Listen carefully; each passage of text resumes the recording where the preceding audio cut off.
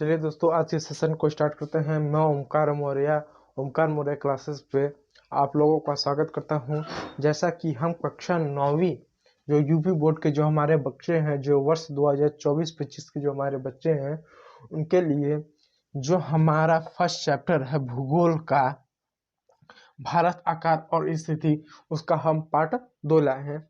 कल के जो वीडियो लेक्चर था हमारा, उसमें हमने भारत के आकार और स्थिति में हमने पृथ्वी की संरचना को देखा था कि पृथ्वी जो है ध्रुवों पर चपटी है, बीच में उभरी हुई है, और इसे क्या हम भूभाग कहते हैं, अंग्रेजी में जियोइड कहते हैं। इसके साथ साथ हमने विषुववृत्त, जिसे भूमध्य रेखा या काल्पनिक रेखा कहते हैं, उसके बारे में जाना। हमने कर्क एवं मकर रेखा के बारे में हमने एक जानकारी लिया था। इन सभी चीज़ों के बारे में पढ़ा था। जो बच्चे हमारे साथ नए जुड़े हैं उनको हम बता दें, डेली शाम 6 बजे कक्षा 9वीं के बच्चों के लिए लाइव क्लास चलता है। आप हमारे साथ डेली शाम 7 बजे यूपी बोर्ड के जो हमारे हिंदी मीडियम के बच्चे हैं, जो कक्षा 9वीं के जो हमारे बच्चे हैं, वो हमारे साथ जुड़ सकते हैं। तो चलिए कल के चीज़ों से ही स्टार्ट करते हैं, और कल की चीज़ों को रिवाइज करते हुए एक संक्षिप्त में मैं रिवाइज कर दूं, और आगे फिर उसी के क्रम में हम बढ़ते हुए चलेंगे। देखिए, कल हमने जो है पढ़ लिया था, हमने विषुववृत्त के बारे में पढ़ लिया था, और हमने देखा कि 23.5 डिग्री पर यहाँ पर उत्तर में कर्क रेखा, वहीं पर दक्षिणी गोलार्ध में 23.5 डिग्री पर मकर रेखा हमारा है। यह नॉर्थ में है, यह साउथ में है, और इसके बीच में ये जो क्षेत्र है, ये वो क्षेत्र है जहाँ में साल में सबसे ज़्यादा क्या धूप मिलता है। यानी ये वो क्षेत्र है जहाँ पर साल में सबसे ज़्यादा पृथ्वी को धूप मिलता है, या कहें सबसे ज़्यादा गर्मी या उष्मा का क्षेत्र है। इसलिए इस क्षेत्र को हम उष्ण कहते हैं, उष्ण कटिबंधी कहते हैं। इसलिए इस क्षेत्र को उष्ण कटिबंधी क्षेत्र कहते हैं। अब सवाल आता है, उष्ण क्या और कटिबंधी क्या। देखिए, उष्ण क्या, कटिबंधी क्या। उष्ण का मतलब हुआ उष्मा से, ऊर्जा से। यानी ये वाला जो क्षेत्र है पृथ्वी के 23.5 डिग्री दक्षिणी गोलार्ध और 23.5 डिग्री उत्तरी गोलार्ध, ये वो क्षेत्र है जहाँ पर पृथ्वी साल में चाहे किधर भी हो, चाहे कैसे भी घूम ले, ये वो क्षेत्र है जहाँ पर पृथ्वी साल में सबसे ज़्यादा धूप पाती है। और सबसे ज़्यादा जब धूप पाएगी, लंबवत पाएगी 365 दिन में, तो स्वाभाविक सी बात है सबसे ज़्यादा क्या यहाँ पर गर्मी होगी। गर्मी यानी सबसे ज़्यादा उष्मा आपको मिलेगी। तो उष्मा का यहाँ आपका जो हो जा रहा है, संस्कृत में उष्ण हो जा रहा है। और कटिबंधी का मतलब हुआ है दो अक्षांशों के बीच की जो दूरी होती है, उसको हम क्या कटिबंध कहते हैं। जैसे मान लीजिए 1 डिग्री अक्षांश है, और मैं इसे कर दूं, ये जो आपका 1 डिग्री अक्षांश है, ये आपका 2 डिग्री अक्षांश है, तो इनके बीच की ये जो दूरी है, इसको हम कटिबंधी कहते हैं, कटिबंध कहते हैं, कटिबंध। तो कटिबंध क्षेत्र कहते हैं। तो उष्ण यानी ऐसा क्षेत्र जहाँ उष्मा हो, और कटिबंध क्षेत्र यानी 2 अक्षांशों के बीच की दूरी, या चाहे ये हो सकता है 4 अक्षांशों के बीच की दूरी हो सकता है। मतलब सामान्यतः 2 अक्षांशों की बीच की दूरी को हम कटिबंध क्षेत्र कहते हैं। तो ये जो आपका कर्क रेखा, ये भी क्या एक अक्षांशी है। ये जो आपका मकर रेखा, ये भी क्या एक अक्षांशी है। तो इस वाले क्षेत्र को हम क्या उष्ण कटिबंधी क्षेत्र कहते हैं। और मैं आपको बता दूं, जो हमारा भारत है, जो साउथ इंडिया का जो भारत है, जो साउथ इंडिया का जो हमारा भारत है, ये हमारा जो भारत है, ये जो है उसका साउथ इंडिया, हमारा जो भारत है, जो दक्षिणी भारत है, जो दक्षिण का जो क्षेत्र है हमारे भारत का, भारत तो स्वाभाविक से एक ही है हमारा। ये मान लीजिए सपोज भारत है, तो भारत का जो दक्षिणी क्षेत्र है, जिसको हम साउथ इंडिया के नाम से जानते हैं, ये क्या इस क्षेत्र में आता है। इस क्षेत्र में क्या आपको यहाँ से आता है, यहाँ से को कुछ इस तरीके से क्या आता है।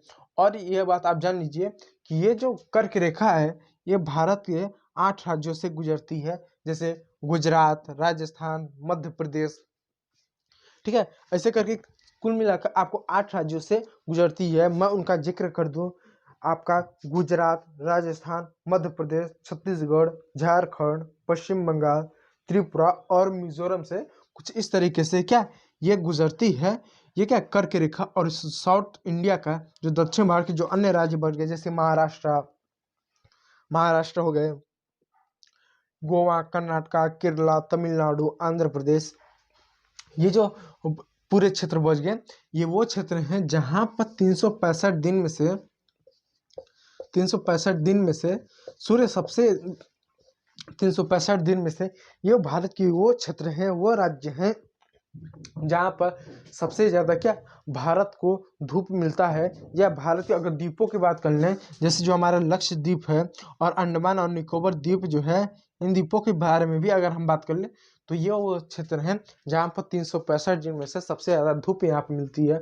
और कहीं ना कहीं ये जो क्षेत्र है उष्णकटिबंधीय के क्षेत्र में पड़ने की वजह से, उष्णकटिबंधीय क्षेत्र में पड़ने की वजह से आपको यहाँ पर साल में सबसे ज़्यादा तापमान देखने को मिलता है, यहाँ पर सबसे ज़्यादा गर्मी देखने को मिलता है।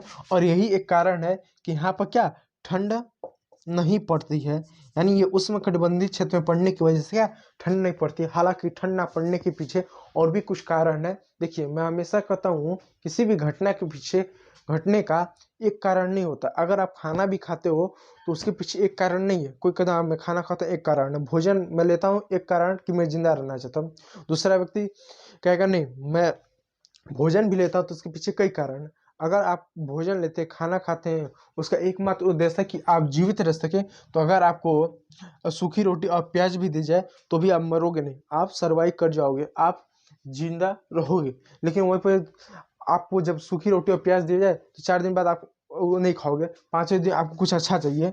अगर आपको सूखी रोटी प्याज दिया जाए तो आप उसको नहीं लोगे, लेकिन उसकी जगह कुछ बढ़िया अगर भोजन आपको दिया जाए, कुछ अच्छे फ्रूट से दिया जाए, कुछ आपके फेवरेट डिशेस दी जाए तो आप उसको खाओगे। वजह क्योंकि उसको भी खाकर आप जिंदा रह सकते हो। लेकिन वहाँ पर आपको क्या प्राथमिक उद्देश्य हो जा रहा है कि पेट तो भरे लेकिन साथ साथ में क्या मुंह का स्वाद भी मिले, भोजन का क्या आनंद मिले। तो आपका भोजन करने का 2 उद्देश्य हो जाता है, एक जीवित रहने प्लस आनंद मिले, उसका स्वाद मिले। तो प्राथमिक उद्देश्य भले ही आपका है जीवित रहना, लेकिन उसमें एक और उद्देश्य आपको जुड़ जाता है कि मुंह का स्वाद मिले। ठीक उसी प्रकार भूगोल में, साइंस में किसी भी घटना के पीछे एकमात्र कारण नहीं होता, कई सारे कारण। हाँ, ये होता है कि ये अगर घटना घटी, ये घटना मान लीजिए घट गई, तो इस घटना के पीछे ये कारण इतना है तो ये कारण इतना है। कारण छोटा बड़ा हो सकता है लेकिन कई सारे कारण होते हैं किसी घटना के पीछे। यदि मैं आपको पढ़ा रहा हूँ तो पढ़ाने के पीछे कई सारे कारण होंगे, कई सारे उद्देश्य होंगे, कोई छोटा होगा तो कोई बड़ा होगा। ठीक है, तो इसलिए अगर इन क्षेत्रों में जो भारत के ये राज्य इन क्षेत्रों में यदि ठंडी नहीं पड़ती तो एक कारण आप ये जान लीजिए कि क्या ये उष्णकटिबंधीय क्षेत्र में पड़ते हैं जहाँ पर 365 दिन में से सबसे ज़्यादा क्या यहाँ पर तापमान मिलता है। इस वजह से यहाँ कभी भी ठंड नहीं पड़ती है, सामान्यतः ठंड कभी नहीं पड़ती है। तो इस क्षेत्र को उष्णकटिबंधीय क्षेत्र हम कहते हैं। वहीं पर अफ्रीका के क्षेत्र को अगर देख लो तो अफ्रीका यहाँ पर भी आपको बड़े पैमाने पर कुछ इस तरह से आपको देखने को मिलता है। और अफ्रीका में आप देखो तो बड़ी तेज, बहुत तेज आपको गर्मी आपको देखने को मिलेगा, अन्य चीज़ें देखने को मिलता है। वहाँ के लोग देखिए उनकी इतनी गर्मी होती है कि वहाँ के लोग काले रंग के आमतौर पर हो जाते हैं। वहाँ पर गर्मी ही एकदम अपने चरम पर होती है। इत्यादि चीज़ों का आपको सामान्यतः देखने को मिलता है। तो आप इस पॉइंट को चाहें तो नोट कर सकते हैं कि बीच वाले जो हिस्सा है इसको उष्ण कटिबंधीय क्षेत्र करते हैं। और मैं आप लोग से उम्मीद कर रहा हूं कि आप लोग को समझ में आ रहा होगा। यदि आपको वीडियो में कुछ भी डाउट हो, कोई ना समझ में आ रहा है तो कमेंट सेक्शन आपके लिए खुला हुआ। मैं हमेशा कहता हूँ यदि आप लाइव देख रहे हो तो आप कमेंट करो, मैं उसका रिप्लाई देता हूँ। यदि आप रिकॉर्डेड वीडियो देख रहे हो फिर भी आप कमेंट करो, मैं उसका रिप्लाई करता हूँ। देखिए ये जो चीज़ें होती है ना, ये आपको स्कूल में शायद ही कोई पढ़ाए, क्योंकि स्कूल में क्या होता है और टीचर पर बहुत प्रेशर होता है कि कोर्स कंप्लीट कराना, अन्य चीज़ें कराना।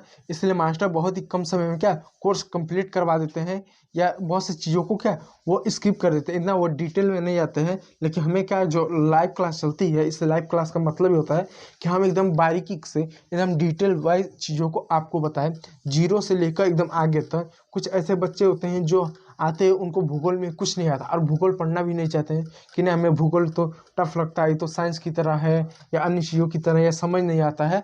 तो उनके लिए क्या भी ये प्रयास किया जाता है, हम प्रयास करते हैं कि उनको क्या एकदम जीरो से स्टार्ट करें। प्लस जो बच्चे भूगोल में कुछ ना कुछ पढ़ चुके हैं उनका क्यों नुकसान हो, तो उनके लिए भी कुछ ना कुछ इसमें चीज़ों को ऐड करना पड़ता है ताकि उनको भी नुकसान ना हो।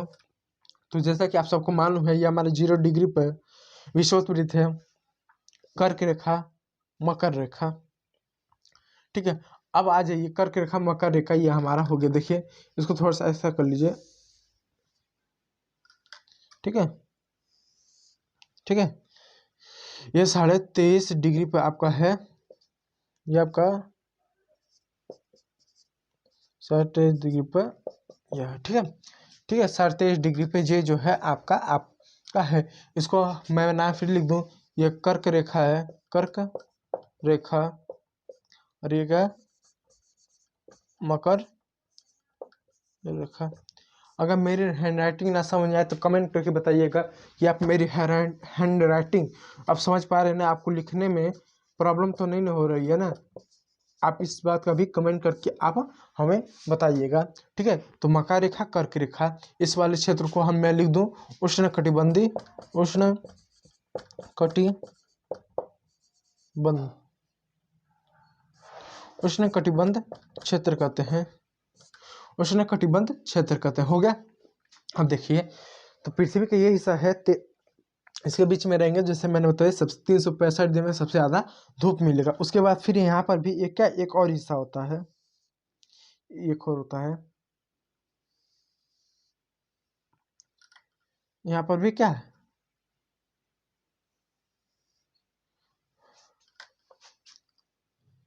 अब ये देखिए, अब यहाँ पर भी 66 डिग्री पर उत्तरी गोलार्ध में, और यहाँ पर 66 डिग्री दक्षिणी गोलार्ध में, यहाँ पर भी एक रेखा होता है। इस रेखा को आर्कटिक वृत्त कहते हैं। वृत्त क्योंकि रेखाएं होती है, वृत्त कहते हैं, वृत्त आकृति वृत्त के पूरा गोला होता है कुछ इस तरीके से। ठीक है, हम कहने के तो आमतौर पर रेखा कहते हैं, लेकिन वास्तव में कर्क रेखा भी एक तरह का वृत्त ही आमतौर पर आपका ऐसा होता है, क्योंकि जब चारों ओर बन जाता है। तो अब ये वाला जो नीचे है, इसको क्या, अंटार्कटिक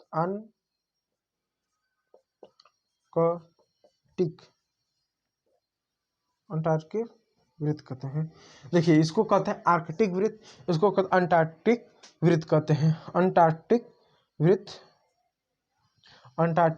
वृत्त कहते हैं। अब सवाल होता है, ये आर्कटिक और अंटार्कटिक का होता है।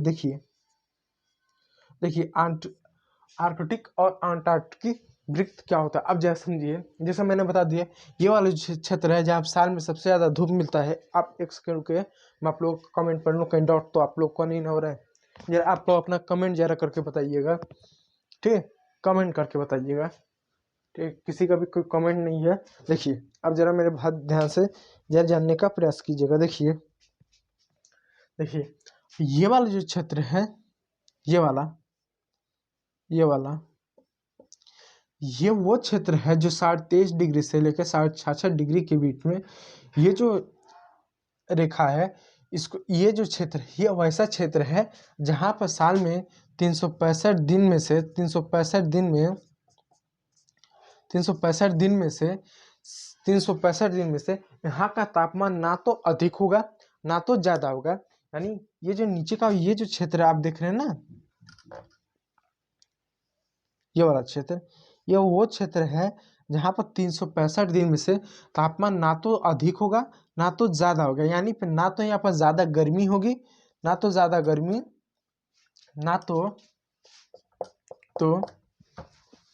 ज़्यादा गर्मी, ना तो ज़्यादा सर्दी, मैं ठंड लिख दूं, ठंड। यानी वो क्षेत्र है, ये वाला वो क्षेत्र है जो 23.5 डिग्री उत्तरी गोलार्ध से लेकर 23.5 डिग्री उत्तरी गोलार्ध से 66 डिग्री उत्तरी गोलार्ध, और 23.5 डिग्री दक्षिणी गोलार्ध से लेकर 66 डिग्री दक्षिणी गोलार्ध, ये वो क्षेत्र है जहाँ का तापमान क्या, साल भर में ना तो बहुत ज़्यादा रहता है ना तो बहुत अधिक रहता है। यहाँ की अगर तापमान की अगर बात करें तो तापमान की बात करते हैं, यहाँ का तापमान औसत साल में एक समय ऐसा आएगा यह जो क्षेत्र है, ये क्षेत्र ऐसा क्षेत्र है जहाँ का तापमान साल में एक समय ऐसा आएगा जब यहाँ का तापमान 18 डिग्री सेल्सियस से 4 डिग्री सेल्सियस तक होगा। यानी वो क्षेत्र है जहाँ का साल में 365 दिन में से एक समय ऐसा आएगा जब यहाँ का तापमान क्या 18 डिग्री सेल्सियस से लेकर 4 डिग्री सेल्सियस तक होगा। इससे कम सामान्यतः एक दो अपवादों को छोड़ दें तो नहीं होगा। अगर एग्जाम्पल तौर पे अगर आप देखें तो जो हमारा भारत है, तो भारत का जो उत्तरी हिस्सा है, जो हमारा भारत, अगर मैं भारत इधर आपको बना दूं,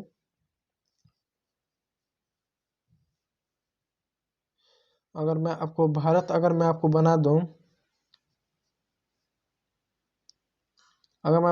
बना दूं, तो भारत का ये जो उत्तरी वाला, ये जो हिस्सा है उत्तरी वाला, ये इसी क्षेत्र में पड़ता है। इसलिए अगर आप कभी ध्यान दें, जैसे कि राजस्थान हुआ, पंजाब हुआ, हरियाणा हुआ, दिल्ली हुआ, यूपी हुआ, उत्तराखंड हुआ, हिमाचल प्रदेश हुआ, लद्दाख हमारा जम्मू कश्मीर हुआ, इन क्षेत्रों में देखें तो साल में एक समय आता है जब ठंड पड़ता है, जबकि वहीं पर तमिलनाडु में कभी नहीं ठंड पड़ता है, सॉरी केरला में कभी ठंड नहीं पड़ता, कभी तमिलनाडु में नहीं ठंड पड़ेगा, कभी महाराष्ट्र में नहीं पड़ेगा, क्योंकि ये वाले जो क्षेत्र, इस वाले क्षेत्र में आते हैं उष्णकटिबंधीय क्षेत्र, जहाँ पर 365 दिन में से सबसे ज़्यादा गर्मी रहती है।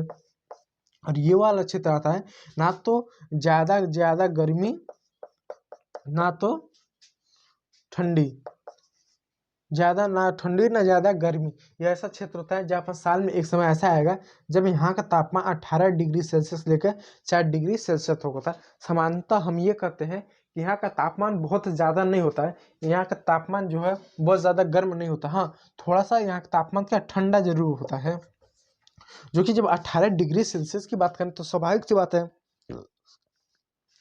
18 डिग्री सेल्सियस का मतलब ठंड।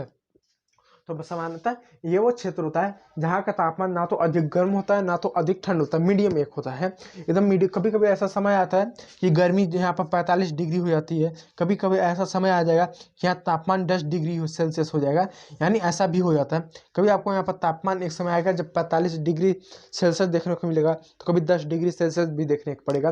जैसे अगर आप एग्जाम्पल तौर पर देखें, दिल्ली में एक समय ऐसा आएगा जब दिल्ली का तापमान आपको कितना 40 से 45 डिग्री सेल्सियस देखने को मिलेगा, कि दिल्ली का तापमान जो है 45 डिग्री सेल्सियस है। तो कभी ऐसा समय आएगा जब आपको देखने को मिलेगा कि दिल्ली का तापमान 8 डिग्री सेल्सियस है। क्यों? कभी ज़्यादा हो जा रहा है, कभी कम हो जा रहा है, वजह कि इन क्षेत्रों में ये जो दिल्ली आपका पड़ता है, इसलिए। लेकिन इन क्षेत्रों में अगर आप देखो, कभी महाराष्ट्र आपको नहीं सुनने मिला कि महाराष्ट्र का तापमान जो है 50 डिग्री सेल्सियस है, तो एक समय बाद जनवरी का महीना आ गया, तो जनवरी का महीना आ गया, तो जनवरी के महीने में जो महाराष्ट्र या मुंबई है उसका जो तापमान है आपको जो है 10 डिग्री सेल्सियस देखने को मिला, या 5 डिग्री सेल्सियस देखने को मिला। आपको ऐसा नहीं दिखेगा, आपको ज़्यादा देखने को मिला कि जनवरी में कितना तापमान है, 27 डिग्री है, 28 डिग्री है, 30 डिग्री है, इससे नीचे आपको देखने को ही नहीं मिलता है। क्यों? क्योंकि वजह है, तो ज़्यादा आपको 22 डिग्री आपको देखने मिल जाएगा, 25 डिग्री देखने को मिल जाएगा, इससे नीचे आपको देखने को ही नहीं मिलता। तो ये वाला जो क्षेत्र होता है नीचे का, ये इसको यहाँ पर ना तो ज़्यादा ठंडा पड़ता है ना तो ज़्यादा गर्मी पड़ता है, जिसमें हमारे यूपी, बिहार, ये दिल्ली, पंजाब, हरियाणा, ये क्षेत्र आपके आ जाते हैं। तो अब ये वाला जो क्षेत्र जहाँ पर तापमान सबसे अधिक होता है, इसलिए इसको क्या उष्णकटिबंधीय क्षेत्र बोलते हैं। अब ये वाला जो क्षेत्र है, ये वाला क्षेत्र है जहाँ पर ना तो अधिक तापमान ना तो अधिक गर्मी है, तो इस क्षेत्र को हम शीतोष्ण कटिबंधीय क्षेत्र कहेंगे। अब शीतोष्ण कटिबंधीय क्षेत्र क्या है, इसके बारे में आप जान लीजिए। रुकिए, सबसे पहले मैं इसको इरेज कर दूं। शीतोष्ण कटिबंधीय क्षेत्र कहते हैं, अगर शीतोष्ण कटिबंधीय क्षेत्र कहते हैं। अब सवाल आता है कि इसको शीतोष्ण कटिबंधीय क्षेत्र जो होते हैं, ये अब ये सॉरी जो बच्चे हमारे साथ नए जुड़े उनके मन में डाउट होगा कि जितने भी अक्षांश है, इन अक्षांशों को हम आधा डिग्री पर क्यों लिए, जैसे कि 23.5 डिग्री हमने लिए हैं, हमने 66 डिग्री लिया, हम लेने को 23 भी ले सकते थे, 24 भी ले सकते थे, लेकिन हमने 23.5 क्यों लिया, मतलब हमने 23.5 क्यों लिया है, हमको 24 से ले लेना चाहिए था, या 25 ले लेना चाहिए था, या जो 66 लिए 66 ही क्यों लेना थे, हम लेने को तो हमको 66 ले लेना चाहिए था, 66 ले लेना चाहिए था, 66 60 हमने क्यों लिया, तो इसके पीछे एक कारण है, उस वजह से हमने इनको लिया। अब वो क्या कारण है, उस कारण को मैं आपको बताता हूँ। देखिए, मैंने कल के लेक्चर में मैंने आपको बताया था कि दो अक्षांशों की जो बीच की दूरी होती है यह लगभग 111 किलोमीटर होती है। आप 1 डिग्री अक्षांश बढ़ने और घटने पर लगभग 1 डिग्री अगर आप अक्षांश बढ़ा दो घटा दो तो एक दूरी में 111 किलोमीटर की आपको अंतर देखने को मिलेगा। यानी 1 डिग्री यदि हम अक्षांश को घटा दें बढ़ा दें लगभग 111 किलोमीटर का आपको क्या अंतर जो है देखने को मिलेगा। यानी दो अक्षांशों की जो बीच की दूरी होती है 111 किलोमीटर औसत होती है, औसतन होता है, एवरेज होता है 111 किलोमीटर होता है। 111 याद रखिएगा। तो होता क्या है कि अगर हम आधा डिग्री ऊपर भी गए तो भी संभावना कि 55 किलोमीटर आगे पीछे हम हो सकते हैं, यानी ऊपर नीचे हम हो सकते हैं। तो ये क्या हमारा विषुववृत्त है, ये हमारा सॉरी ये जो है हमारा कर्क रेखा है, ये हमारा मकर रेखा है, कर्क रेखा है,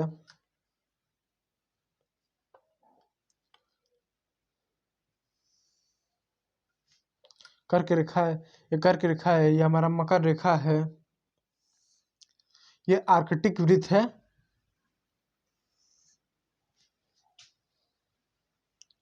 ये क्या है, ये जो है हमारा क्या, ये आर्कटिक वृत्त है। और अंटार्कटिक ये क्या, ये हमारा वृत्त है। तो अब ये वाला जो क्षेत्र है ना इसको हम कहते हैं शीतोष्ण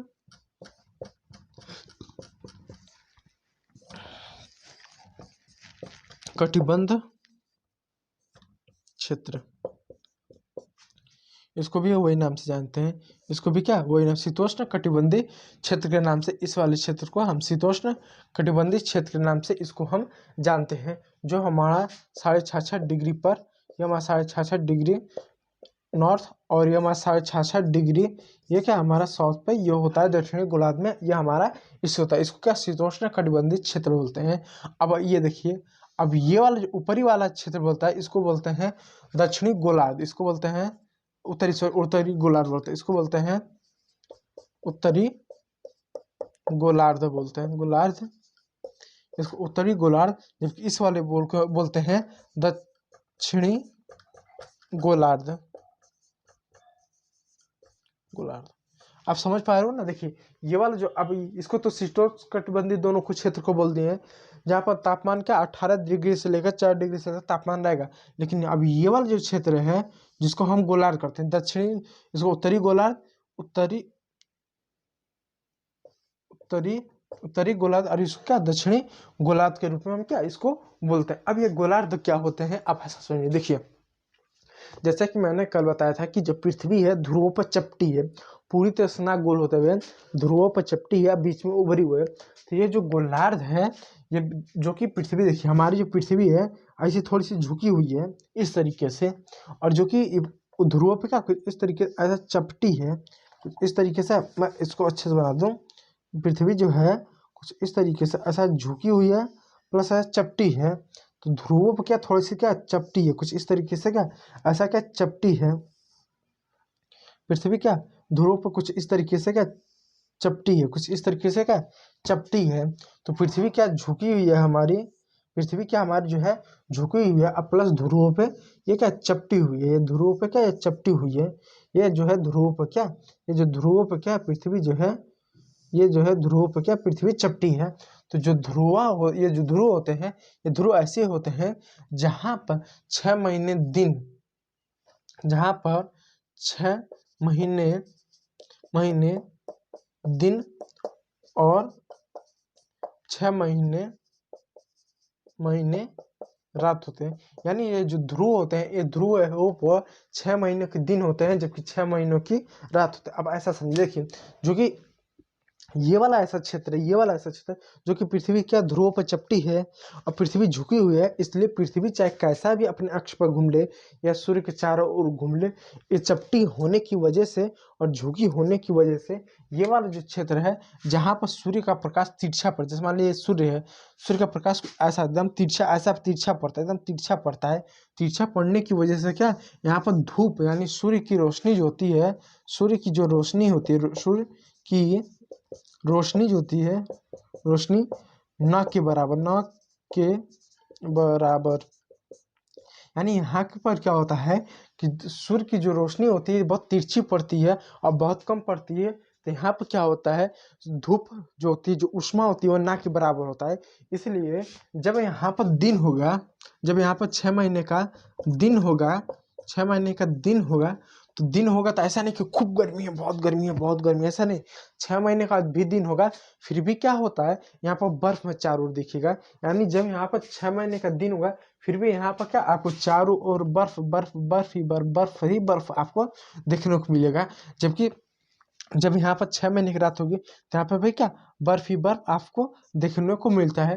तो ये वो हिस्सा है जहाँ पर 6 महीने की दिन और 6 महीने रात होती है। देखिए जब ऊपर जब दिन होगा, 6 महीने के जब दिन होगा, 6 महीने की दिन होगा, तो नीचे क्या 6 महीने की रात होगी।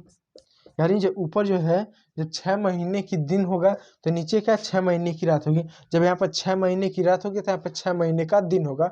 और ये वो क्षेत्र है जहाँ का तापमान 0 डिग्री सेल्सियस से लेके -40 डिग्री सेल्सियस तक यहाँ का तापमान होता है। यहाँ पर आपको बर्फ दिखने को मिलेगा, यहाँ पर आपको बर्फ दिखने को मिलेगा। और यहाँ पर जो बर्फ आपको देखने को मिलेगा, यहाँ पर कोई इंसान नहीं रहता, यहाँ पर कोई वनस्पति नहीं मिलेगा, कोई जानवर नहीं मिलेगा।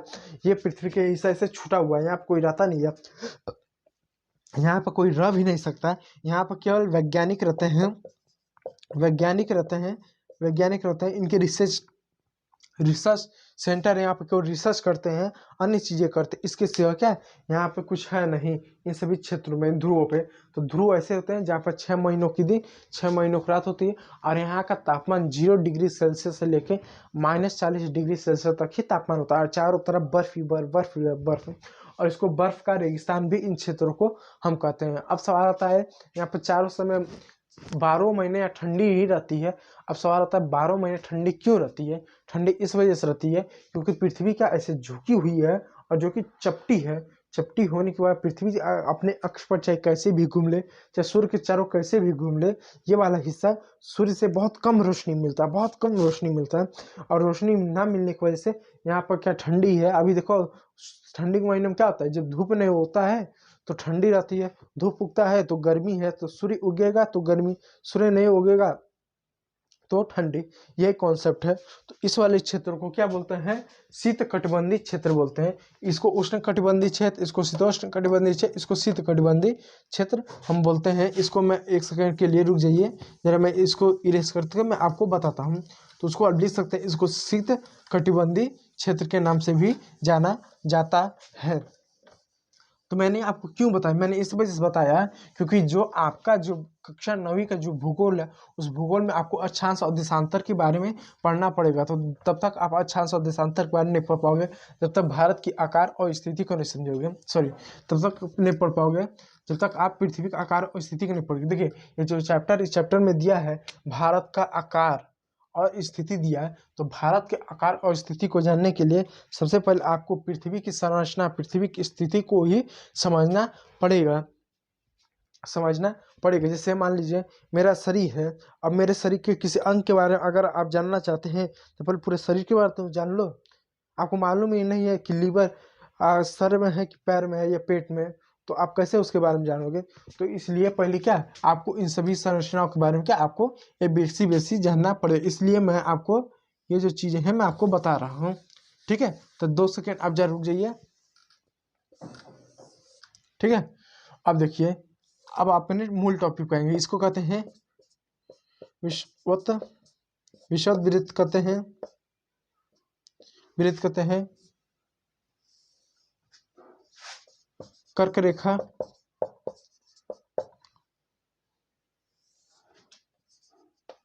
मकर रेखा, मकर रेखा, ये जो होगा ये जो होगा मकर रेखा 23.5 डिग्री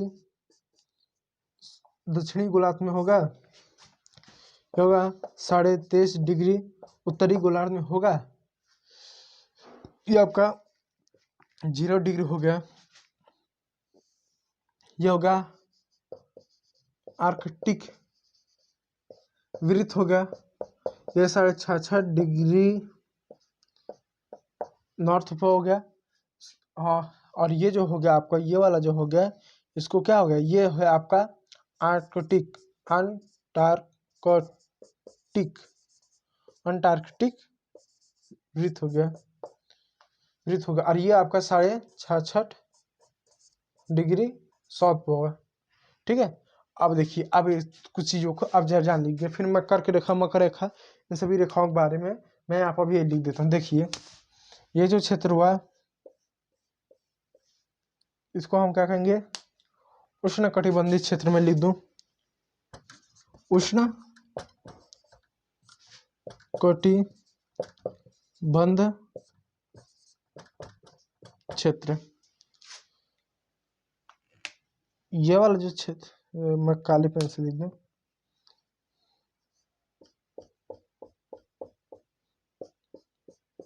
ये वाला जो क्षेत्र हो गया इसको बोलते हैं शीतोष्ण कटिबंध क्षेत्र। अब ये वाला जो ध्रुवों का ये वाला हिस्सा हो गया इसको बोलते हैं शीत कटिबंध क्षेत्र। इस वाले को बोलते हैं शीत कटिबंध क्षेत्र। ऊपर भी कुछ इसी तरह का है आपको देखने को मिलेगा। ये जो है उसी चीज का यहाँ भी आपको देखने को मिलेगा। यहाँ भी क्या आपको जो है इसके तरीके से, और ये वाला जो है इस वाले को इसके शीत कटिबंध। ठीक है, तो आप चाहें तो इसका जो है एक स्क्रीनशॉट आप जो है ले सकते हैं यदि आपको चीज़ें समझ में आई होगी। मैं उम्मीद करता हूं कि आप लोगों को चीज़ें समझ में आ रही होंगी। यदि ना समझ में आ रही तो कमेंट करके पूछिएगा, मैं उसका रिप्लाई मैं ज़रूर देता हूँ। चलिए ठीक है, आप स्क्रीनशॉट लीजिए, आप एक सेकंड जरूर के रहिएगा। ठीक है, चलिए, उम्मीद है कि आप लोग को समझ में आ रहा होगा। चलिए, तो मैंने ये सब चीज़ें क्यों आपको सिखाई, मैंने बताया आपको, इस वजह से मैंने आपको बताया ताकि आप पृथ्वी के आकार और स्थिति को क्या आप समझ सके। ठीक है, तो ये जो थे अक्षांश और एक, ठीक है, अक्षांश थे। अब अक्षांश आपको समझ में आएगा, तो अक्षांश आपके दिया जिसको आप अंग्रेजी में लैटिट्यूड हम कहते हैं। अब आइए देशांतर के बारे में पढ़ें। देखिए, एक बात और जान लीजिए, ये जो देशांतर है अक्षांश, इन दोनों में बहुत अंतर रहता है। ठीक है, इस बात को आप विशेष ध्यान रखिएगा। इंग्लिश में नाम आप इसे याद रख लीजिए, अक्षांश यानी लैटिट्यूड और देशांतर यानी लॉन्गिट्यूड इसको कहते हैं। आप एक सेकंड जो रुके रहिए। ठीक हो गया, चलिए आप देखते हैं। तो हमने क्या है कि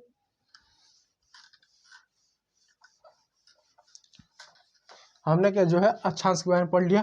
अब देशांतर के बारे में हम पढ़ते हैं। देशांतर, देखिए देशांतर,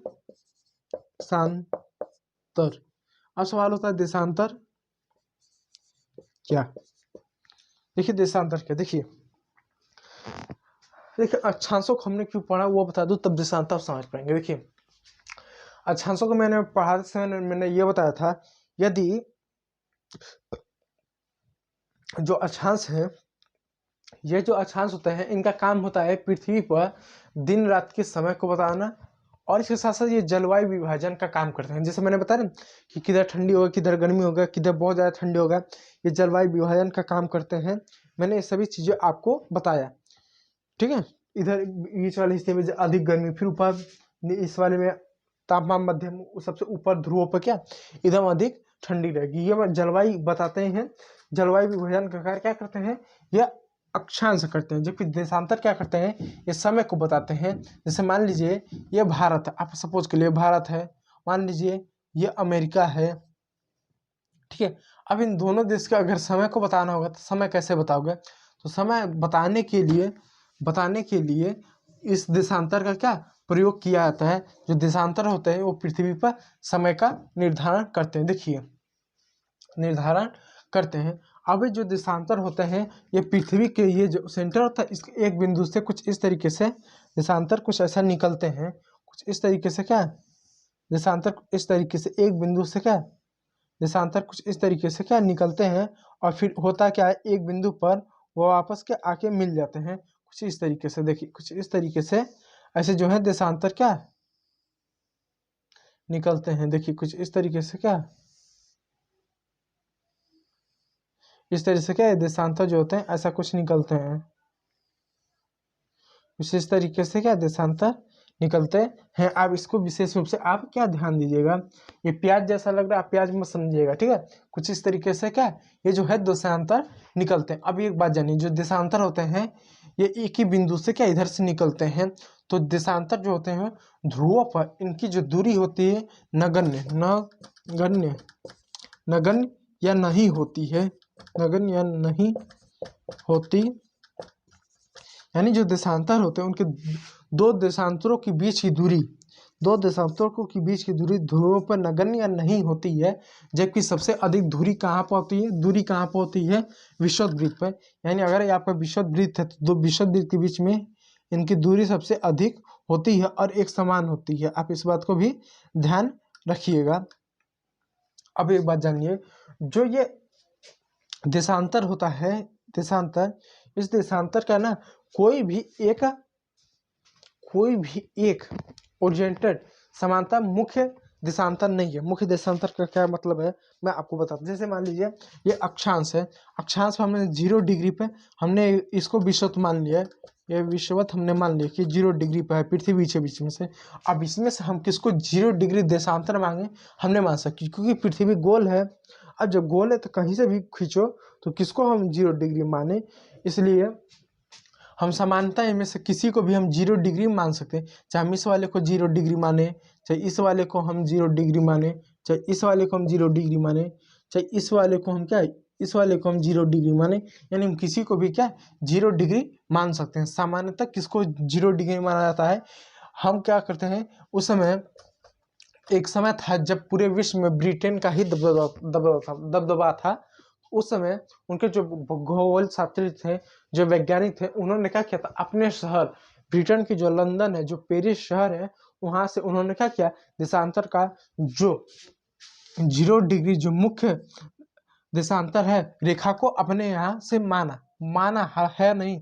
हाँ मानने को तो कहीं से भी मान सकते हैं, लेकिन जो कि उस समय पूरे समय ब्रिटेन का ही दबदबा था, उन लोगों का ही सब कुछ था, सब प्रभुत्व था इत्यादि सब कुछ था।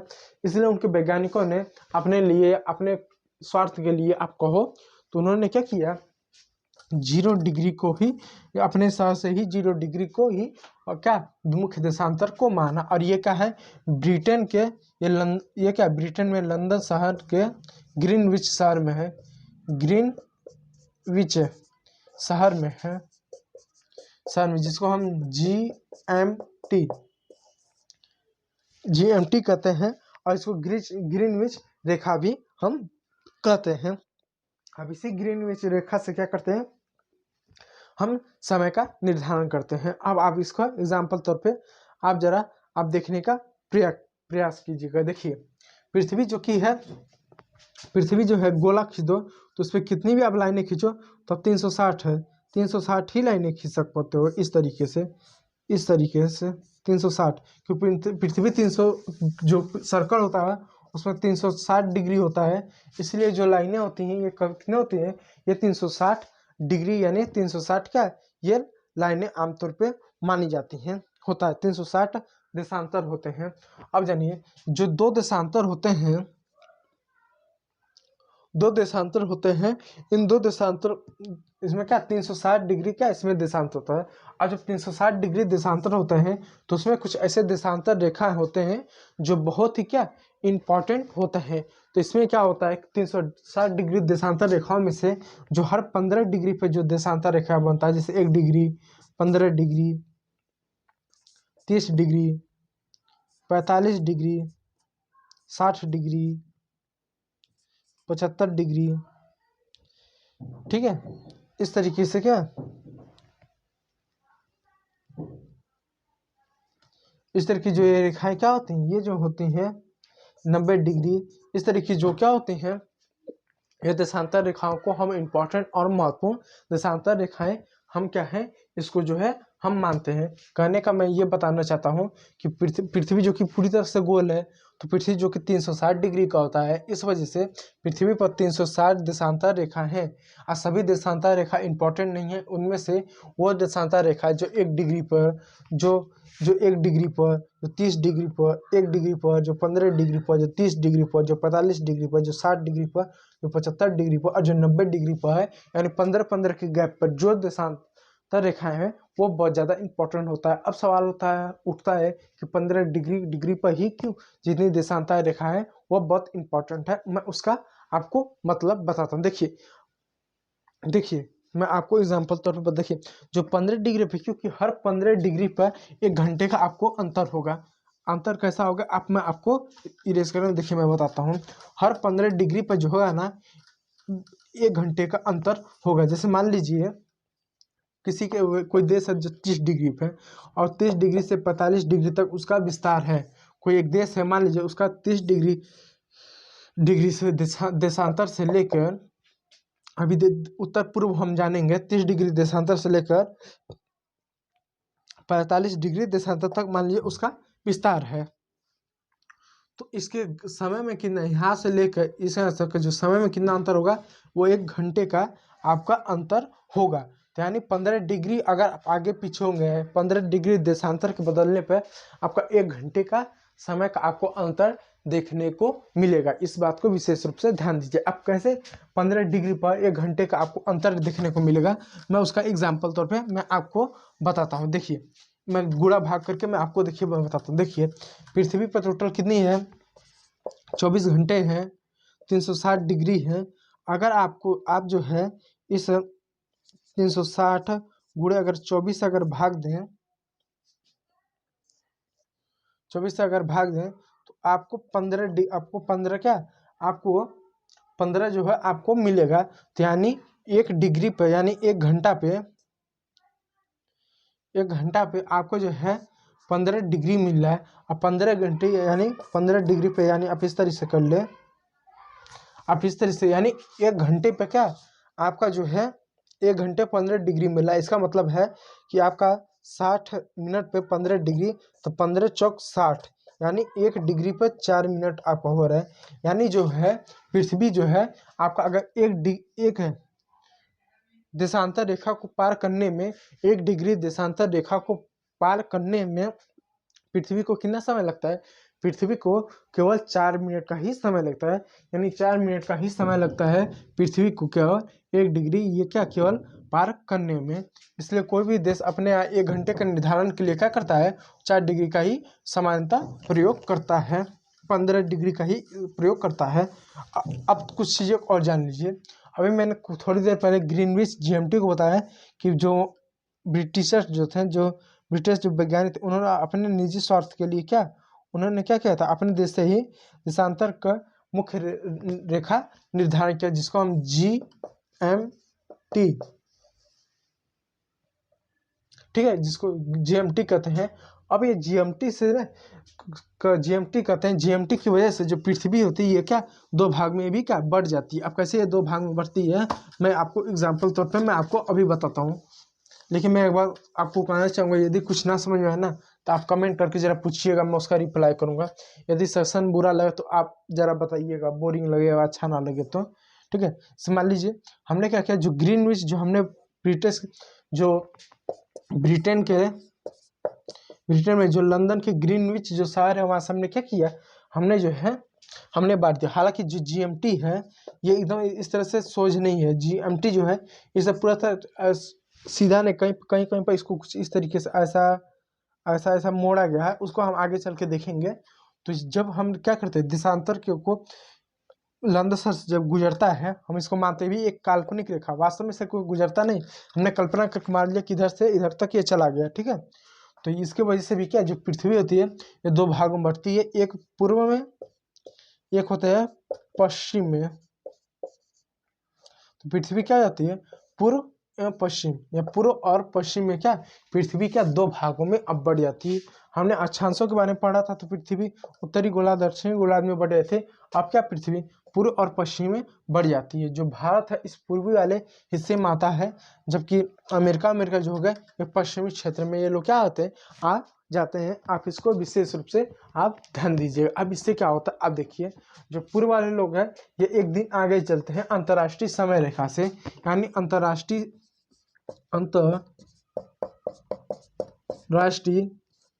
समय से एक दिन आगे, यानी जो पूर्व वाले लोग हैं ये अंतर्राष्ट्रीय समय रेखा से एक दिन क्या आगे चलते हैं। जैसे एग्जाम्पल तौर पे मैं अगर आपको बता दूं, जैसे मान लीजिए भारत में अगर आज 22 जनवरी है 22 जनवरी है, तो यहाँ पर क्या आज 21 जनवरी है। अब मान लीजिए आपने 22 जनवरी को प्लेन पकड़ा और भारत से आप अमेरिका पहुंच गए। तो आपने मान लीजिए 22 जनवरी को पकड़ा,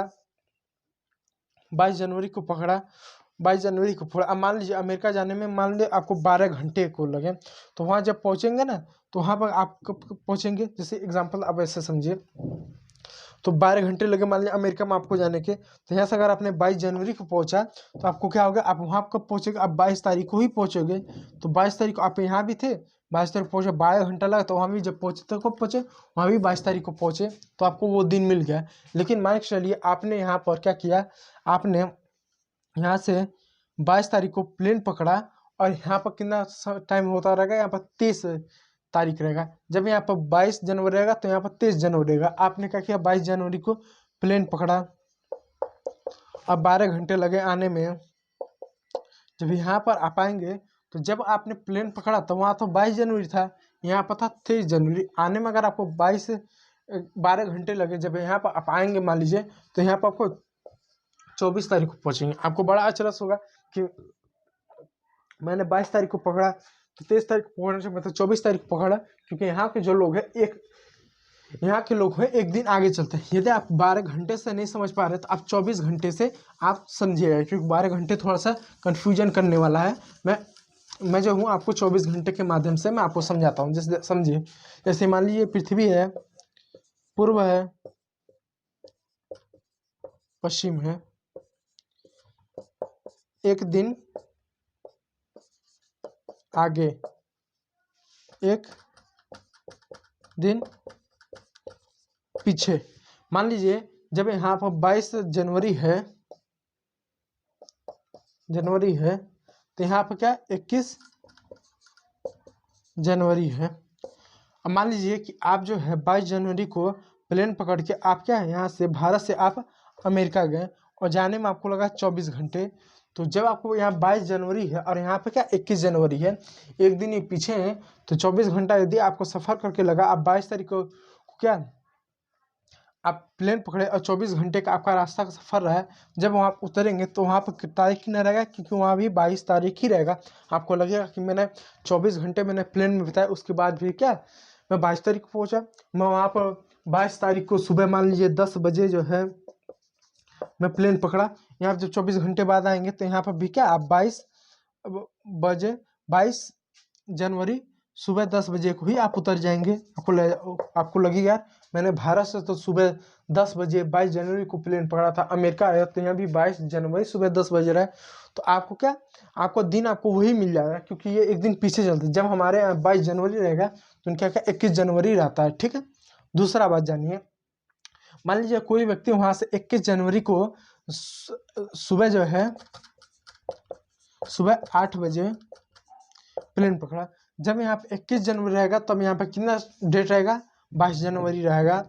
जब वहाँ से 8 बजे जब है वो प्लेन पकड़ भारत आएगा और जब उसको 24 घंटे लगे आने में, जब वो भारत आएगा तो वो कितने बजे भारत आएगा, वो भी आएगा 8 बजे ही आएगा, 24 घंटे का सफ़र करके, जो कि एक दिन ये आगे चल रहे थे। तो जब ये भारत आएगा तो उस समय कितने तारीख को आएगा, ये 22 जनवरी को आएगा और घड़ी में कितने बज रहे होंगे, 8 बजे।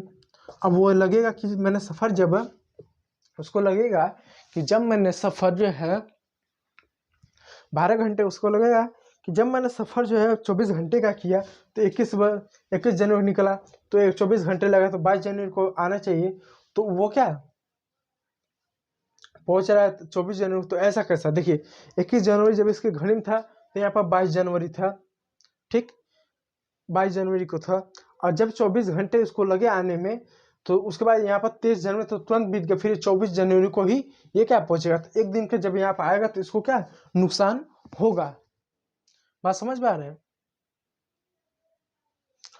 जब 21 जनवरी को यहाँ पर 21 जनवरी जब रहेगा तो यहाँ पर 22 जनवरी है। अब ये 24 घंटे आने में लगेगा, तो 24 घंटा आने में लगा, तो जब यहाँ पहुंचेगा मान लो 24 घंटे बाद, तो इसको 23 जनवरी मिलना चाहिए। तो 23 जनवरी नहीं मिलेगा, उसको क्या मिलेगा, उसको 24 जनवरी मिलेगा। क्यों? क्योंकि जब यहाँ पे 21 जनवरी था तो यहाँ पर 22 जनवरी था।